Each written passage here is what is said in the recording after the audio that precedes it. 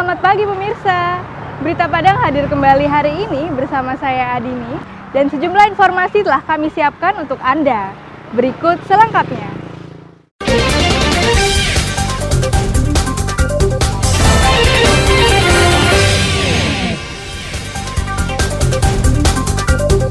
Gunung Merapi erupsi 8 kali setinggi 300 meter.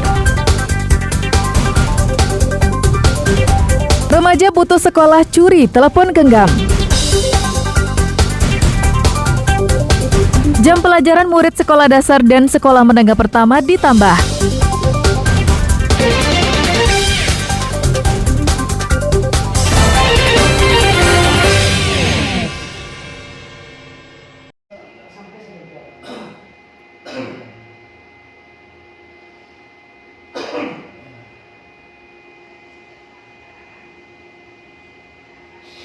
Gunung Merapi yang terletak di Kabupaten Tanah Datar dan Kabupaten Agam erupsi sejak Sabtu pagi pekan lalu. Erupsi pertama pada pukul 6 pagi menyemburkan debu vulkanik setinggi 300 meter dari kawah. Erupsi tersebut terjadi hingga Sabtu sore dengan jumlah 8 kali. Masyarakat diminta untuk waspada dan tidak mendekati gunung dengan radius 3 km dari puncak. Tidak hanya aktivitas pendakian yang dilarang, namun juga aktivitas pertanian di wilayah kawasan rawan bencana Gunung Merapi juga dilarang. Betul, telah terjadi erupsi pada Gunung Merapi. Erupsi pertama pada pukul 06.11 waktu Indonesia bagian Barat. Teramati kolom asap setinggi 300 meter dari puncak, condong ke arah tenggara timur laut. Resiko sesuai rekomendasi pada status level 2 saat ini ya Gunung Merapi, masyarakat wisatawan pengunjung dilarang untuk mendekati radius 3 km dari pusat letusan. Pos pengamat gunung api di Bukit Tinggi memantau pada erupsi pertama tinggi kolom abu yang teramati lebih kurang 300 meter dengan intensitas tebal dan mengarah ke tenggara atau ke Panyalayan. Erupsi ini terekam di seismogram dengan amplitudo maksimum 13,4 mm selama 45 detik. Erupsi yang pertama pada Sabtu pagi merupakan erupsi dengan kolom abu terbesar. Sementara itu tidak ada korban jiwa maupun kerugian yang dilaporkan.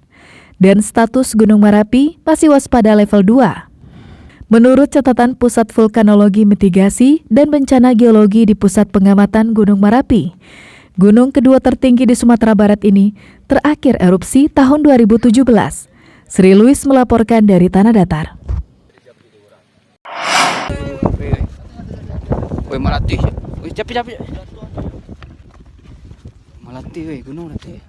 Beginilah video amatir dari seorang pendaki yang tiba di puncak gunung yang memiliki ketinggian 2.891 meter di atas permukaan laut tersebut.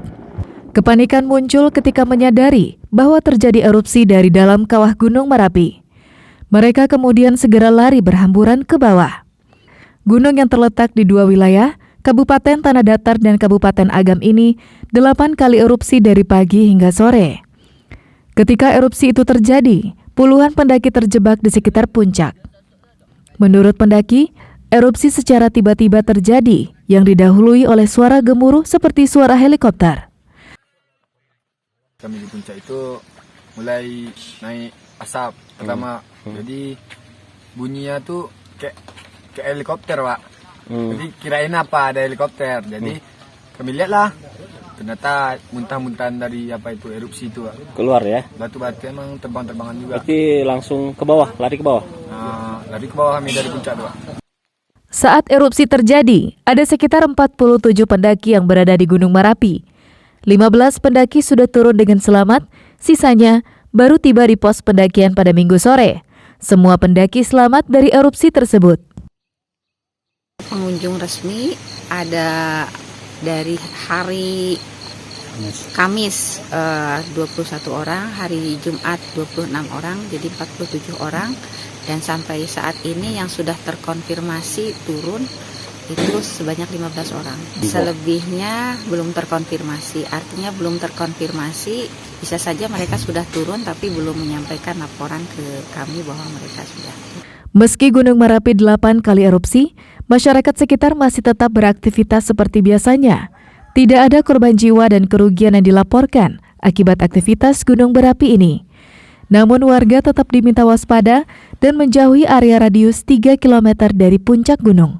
Sri Louis melaporkan dari Tanah Datar.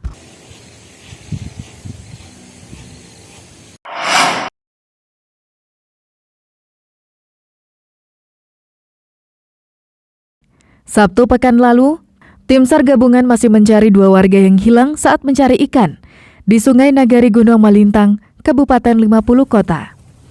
Dengan perahu karet, tim SAR menyisiri aliran sungai dari titik awal Tiun dan Omi Suryono dinyatakan hilang. Dalam penyisiran tersebut, tim SAR curiga dengan sebuah lubuk yang terdapat di pinggir sungai dengan tebing batu. Dugaan tim SAR, kedua korban terperangkap di dasar lubuk karena ada kayu tumbang yang melintang. Untuk memastikan dugaan tersebut, tim SAR menurunkan 2 penyelam. Namun upaya itu tak mudah. Selain luas, dasar lubuk juga gelap gulita akibat banyaknya lumut yang menempel. Setelah menyelam selama 1 jam, tim SAR menemukan kedua jasad korban. Omi Suryono yang berusia 38 tahun ditemukan pertama kali.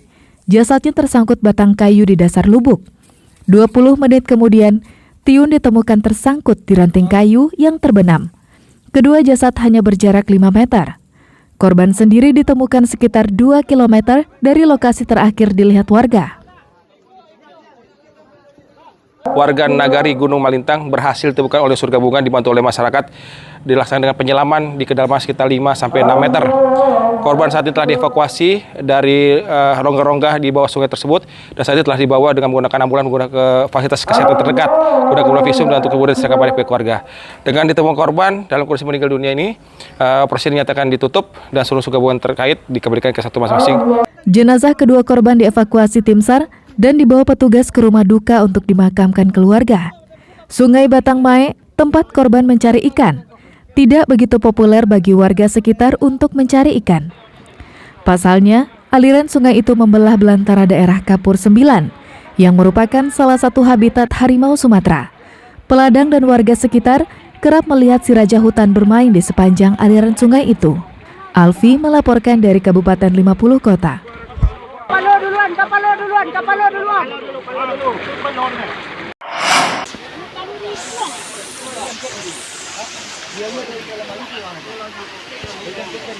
Warga Bungus Timur digemparkan dengan penemuan 2 perempuan yang tergeletak di kawasan objek wisata air terjun Timbulun, Kecamatan Bungus Teluk Kabung, sekitar 20 km dari pusat Kota Padang. Sejumlah polisi dari sektor Bungus Teluk Kabung dibantu warga sekitar langsung mendatangi lokasi. Kedua korban meninggal dunia dan salah satunya mengeluarkan busa dari mulutnya. Keduanya dievakuasi petugas dan warga ke Rumah Sakit Bayangkara Polda Sumatera Barat untuk divisum. Keluarga korban tak kuasa menahan kesedihan mendapati anak mereka meninggal dunia. Menurut keterangan polisi, kedua korban yang berstatus pelajar SMP diduga tenggelam saat mandi-mandi di kawasan air terjun Timbulun bersama 2 temannya yang lain. Setelah sampai di tempat pemandian, inisial Y tidak bisa berenang, sehingga ditolong oleh inisial F. Kemudian inisial F tidak menolong karena dia kemampuannya juga tidak terbatas, sehingganya inisial S juga ikut menolong, turun lagi ke bawah, ikut menolong, sehingganya atas nama inisial S dan Y sama-sama tidak berenang, sama-sama tenggelam di tempat pemandian di Timbalun. Selanjutnya jenazah kedua korban diserahkan kepada keluarga korban dan dibawa ke rumah duka untuk dimakamkan. Alfi melaporkan dari Padang.